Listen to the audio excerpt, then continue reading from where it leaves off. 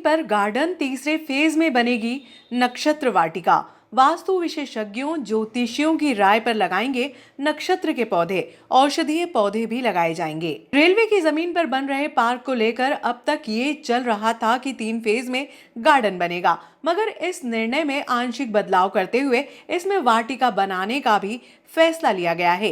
इसी के साथ 1.5 किलोमीटर लंबी जमीन पर बनने वाला गार्डन 4 फेज में बनकर तैयार होगा।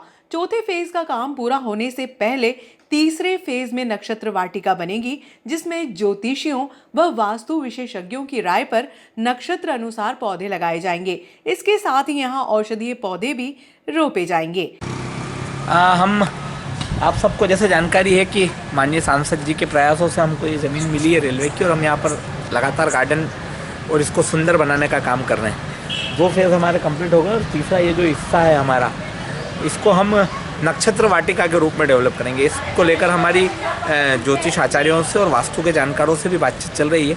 जैसा कि हमारे वैदिक धर्म के अनुसार हर ग्रह का, हर नक्षत्र का एक पेड़ होता है, एक सिंबॉलिक उसका पौधा होता है। तो हम 9 ग्रह के 9 पेड़ जो हैं वो उनको यहाँ लगाएंगे और उसके आसपास एक्यूप्रेशर वाले टाइल्स लगाएंगे, ताकि लोग अपने ग्रह के पौधे को आकर जल अर्पण कर सकते हैं और उसके साथ उस पर परिक्रमा कर लें।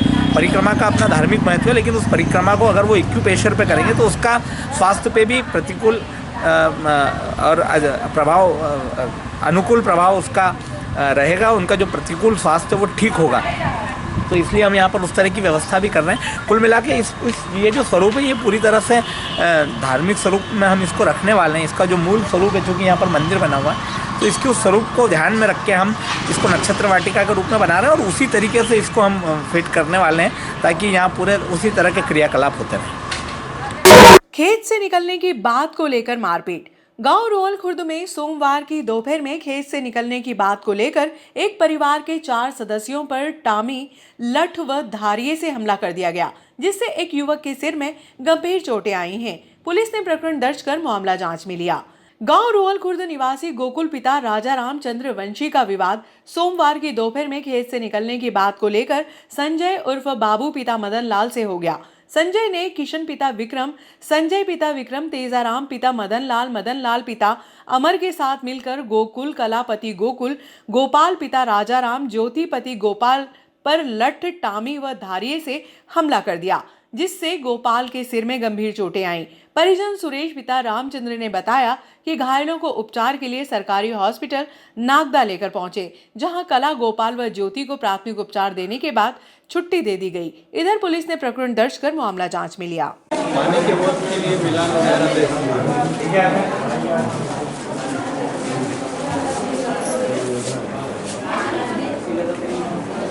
तो बात करें आपका क्या घटनाक्रम हुआ? सर छुड़ाने के लिए गए थे तो पीछे से वार किया। किसने करा वार? बाबू सम्राट और मदन लाल के लड़के। कहाँ पर हुआ झगड़ा? घर पे, हमारे घर पे आके मार। घर पे कोई पुराना विवाद कोई आपका? पुराना कोई नहीं था। हाँ। वो खेत पे गए थे तो खेत पे लड़ाई हुई थी वहाँ, और पिकअप खेत में निकाल लिए तो उन्होंने आके मारा। कब की घटना है ये आज की? सर ये तो छुड़ाने के लिए आया था।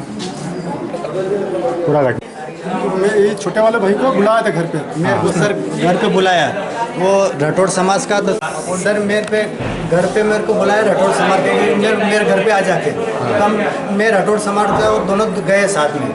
चल समझो का ट्रैक्टर किसने निकाला, का ट्रैक्टर फंस गया पिकअप, तो ट्रैक्टर मैंने एक हेड़ा पे डाला, एक खेत में डाला, निकाला इसमें। इसलिए सर वो बहुत पानी भैंस के पानी पीने के लिए ले गया सर, तो मेरे खेत में कहीं के लिए डाला था, इसलिए सर। किसने करी मारपीट करी? मदन लाल जी,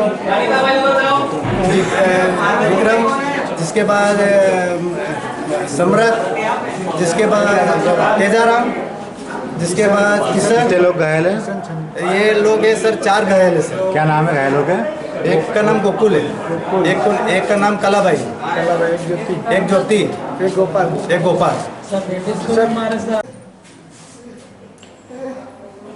और कौन घायल? ये दोनों मारपीट, चारों भी इनको मारे थे। 4 फीट में छुड़ाने गया था सर। हाँ। तो इनको छुड़ाने गया था, नहीं तो मेरे को यहाँ पर लठ मारी इन्होंने। और उसने किशन ने जो उसने धैर्य मारा इसके ऊपर, जो गोकुल के ऊपर है ना, तो उसको छुड़ाने गया तो उसने उधर से पत्थर मारा, उसमें पत्थर की यहाँ लगी है। क्या नाम है आपका? गोपाल। और मैं इनको जो लड़ झगड़ रहे थे ना, इनके छुड़ाने जा रहा था, तो ये सब मेरे को मारपीट कर रहे थे सर, और ये यहाँ पर लगी सर।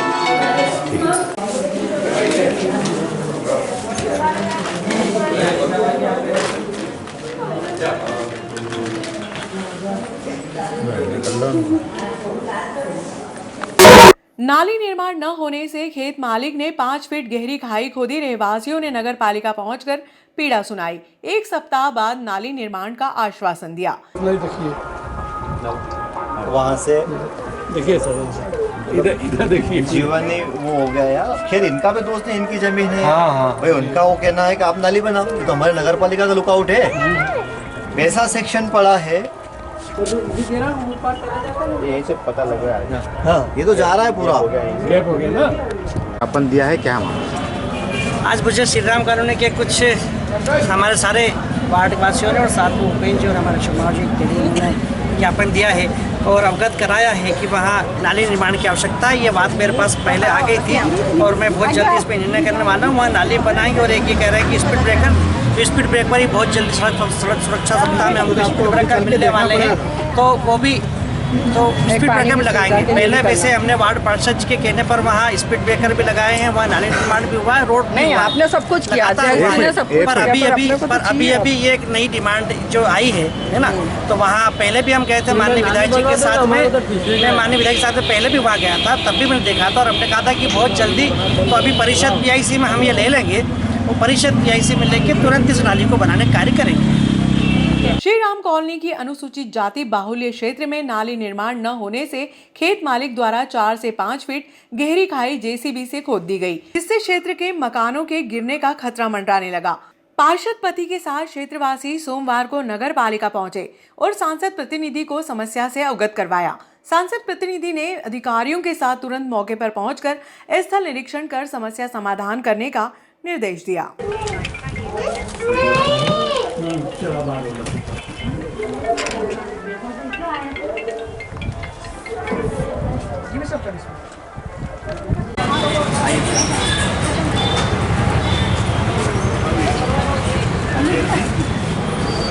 ये वार्ड क्रमांक 14 के मेरे आशीर्वाद आता है और आपके भी आशीर्वाद आता है, क्योंकि इन्होंने मुझे चुना और मैंने आपको चुना। अब मेरा ये निवेदन है कि पिछले 2 साल से मैं आपको लगातार लेटर के माध्यम से, पत्र व्यवहार के माध्यम से वो आजाद बस्ती में निर्माण कार्य के लिए अवगत करा रहा हूँ। अब चूँकि स्थिति ऐसी है कि वहाँ पीछे एक परिवार की ज़मीन है, उन्होंने भी हमें पर्याप्त समय दिया। उन्होंने कहा कि आप 2 वर्ष में आप नाली बनवा लो, क्योंकि हम नाली बना नहीं पाए, तो उन्होंने क्या करा है कि अब उनकी ज़मीन को सेव करने के लिए बड़ा नाला वहाँ पर खोद दिया। और नाला नहीं, जिसको छोटी मोटी नदी कह सकते हो आप, मतलब वो 10 फीट की गहराई की। अब इनके मकान गिरने की स्थिति खड़ी हो गई है वहाँ पर। मतलब मेरा अनुरोध है आपसे कि यहाँ के ज्ञापन के बिल्कुल मकान से चिपका के ले लिया उनने, कॉलम तक दिखने लग गया हमारे। छोटे छोटे बच्चे खेलते हैं वहाँ, पानी भरा गया है वहाँ, मतलब कभी भी कोई भी बड़ी दुर्घटना हो सकती है। दूसरा अध्यक्ष जी मेरा निवेदन है, वार्ड क्रमांक 14 में आज से 4 रोज पहले एक व्यक्ति का एक्सीडेंट हुआ, क्योंकि सांकेतिक चिन्ह नहीं होने के कारण, स्पीड ब्रेकर नहीं होने के कारण, यदि स्पीड ब्रेकर वहाँ होता तो शायद उसकी स्पीड कम होती और उस जवान को अपने प्राण नहीं गंवाना पड़ते। तो माननीय अध्यक्ष जी मेरा आपसे अनुरोध है, निवेदन है, पत्र के माध्यम से इन सारी बहनों की तरफ से, श्री राम कॉलोनी आपकी अपनी कॉलोनी है, वो अजा बस्ती आपकी अपनी बस्ती है, आप उस पर विशेष ध्यान दें। पूरा नगर तो यह पर शासन की रीति नीति है कि अजा बस्ती में प्राथमिकता के साथ काम कराया जाए।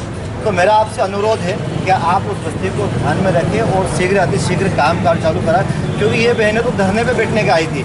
मैंने हाथ पाँव जोड़े कि यार बहन धरना, क्योंकि परिसर हमारी अपनी है। मकान धंसने की तैयारी हो गई, समझ लो आप एक बार चल के पहले 5-7 दिन तो निकल गए।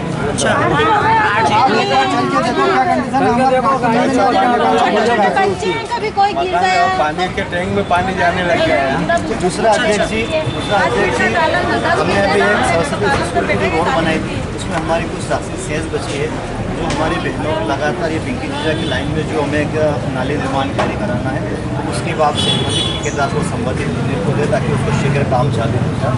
दूसरा मेरा अध्यक्ष निवेदन है कि RSS कार्य से लगा के ये जो बबेरवाल जी की दुकान है, ये गली है, इस गली में लगभग रात को दारू पी के लोग 50 की स्पीड 100 की स्पीड पे बाइक चलाते हैं।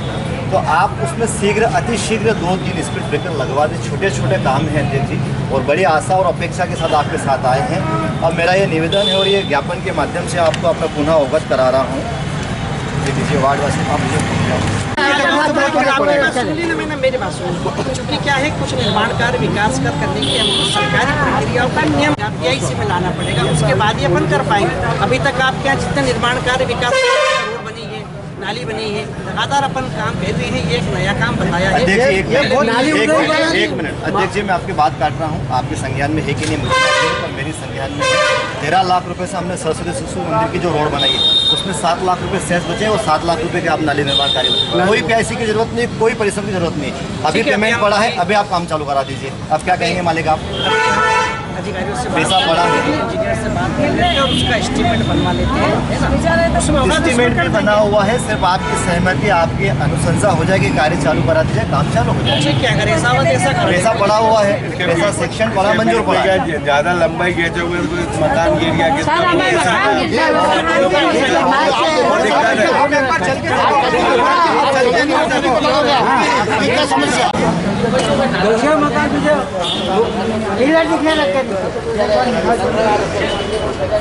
आरू साहब कौन है? वैसे स्कूल वाले हाँ, वो बोलते हैं नगर- हाँ रोड पूरा बन जाए उधर सफाई वाले भी आए, सब कुछ सफाई वाले गाड़ी वाले भी कोई गाड़ी वाले अच्छा रखना देना हो।